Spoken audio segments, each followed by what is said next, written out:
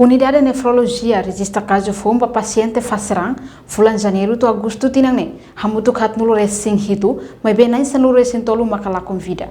Médico especialista nefrologia e Hospital Nacional Guido Valadares, Gustavo da Cruz, jornalista Sira, e haniak narfatim vidau segunda-feira, loron ronulu resing ida bulan Agosto tinangne. Médico especialista ne afirma, usi caso hat nulu resing hitu ne, total paciente nain hat nulu resing ida makdadaung faseran, ida ne bemak recupera wituang hamutu caso neng.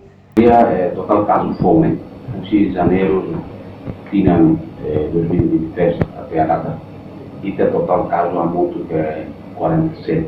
Tem caso fome, agora, usi 47 casos, né? Total caso crônico mesmo caso tratamento facial e a 41 e a cirurgia aguda e a 9 agora o caso em 47 né se caso fome janeiro de agosto e a 13 pessoas pacientes mesmo a comida né agora ela deve 37 casos, caso for. Agora, os casos acumulados, né? Total caso, agora, né? 102 casos. Agora, né? Me composto feito na 51, temos mais 51. Agora, hoje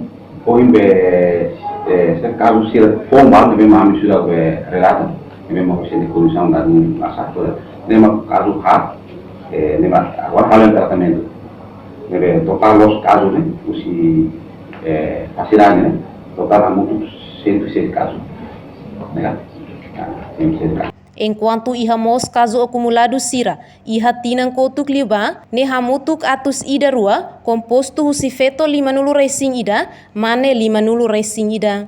Ihamos causa ba paciente faseran na insanulu resing tolu, nebe makala convida, tambah Sira mai homoras complicação.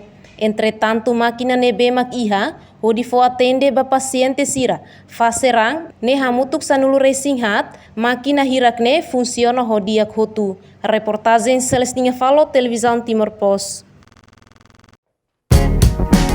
Janela informação ba Ema Hotu. Atau atende informação atual dia kliu, kita halua.